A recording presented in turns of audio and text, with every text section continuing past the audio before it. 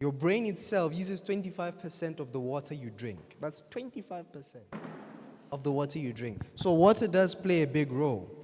When you're someone with hypertension or with any of the risk factors, for example, obesity, usually your water intake is low. But if you start introducing water into part of your lifestyle, into part of your habits, your weight starts to go down. So water, yes, plays a big role. And I should have mentioned it a lot more. But water, big role, both externally and internally. Yes. Yes, your question. Yes, her top.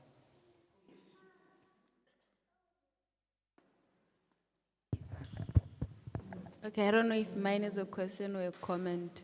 Okay. So when you ask the question, is diabetes a choice or not? Say that again. You're asking a question, Hori, is diabetes a choice or not? Chance. Or- Is a chance, yes. Or chance. So my answer was it depends. Yeah, it's the so-so part. Yes, so I just wanted to just clarify that children can actually get diabetes, and for them it's not a choice. Uh-huh. Yeah, so there's a different type of diabetes that affects children. It's not a choice. Yes. So Yes. as much as we talk about this type of a diabetes, and then someone would wonder why a child of it, like a 3-year-old would get diabetes, just know that it's a different type of a diabetes that is not a choice. Good. Yes. Yeah. Thank you for that comment. There are 3 types of diabetes. There's type 1, type 1.5, and there's type 2. Right? So type 1 is usually in kids. It's usually in kids. But how many of us, would you believe me if I said type 1 can actually be helped? Okay, very few people. Yes, the how part, that's where we need to know. But I cannot do it tonight, but it can be helped. However, so this plays a big role where I can say, remember earlier in the morning I said, genetics hold the gun, but lifestyle pulls the trigger. You as a parent, or before you become a parent, you are holding the gun. For example, if it's something that's been going in your family, you are holding the gun, right? You are holding the gun.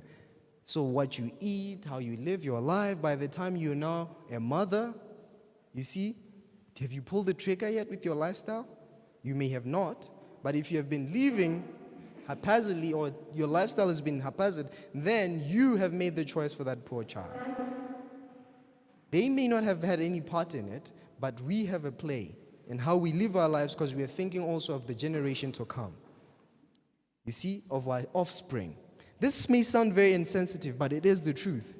We can affect our children. I may be young and don't have a child, but by the time, if I live my life very wrong, I eat anything, I do anything, by the time I have my son, my decisions, the choices I've made when in my young ages, you know who's paying for them? The little kid. You see that? So it's that sensitive. So that is still the choices as the parent made. It may not be the child of the 3-year-old, but for us, we did everything. We did everything. Yes. Would you like to add something onto that? Great. I think let's agree that no matter where we want to run away from these things, they are, and we ought to see the part that we play in everything. We just talked earlier, it seems insensitive, but it's not at the core of it all. Understand that when we talk about choice or chance, we're trying to tell you that you have more control than you assume to have. That's what we're driving at. We want to allow you to understand that you're more empowered. You're not at the mercy of disease. And I assume that even as you deal in the pediatric space with these mothers, there are counseling sessions where you tell them what to do, your diabetes and how it makes your child susceptible, all these things back and forth.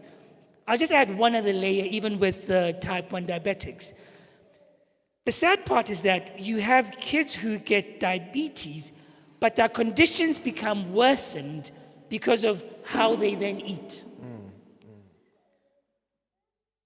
So the lifestyle part becomes huge in terms of making the condition worse than it should be. So is there a choice in that matter? Yes, there is.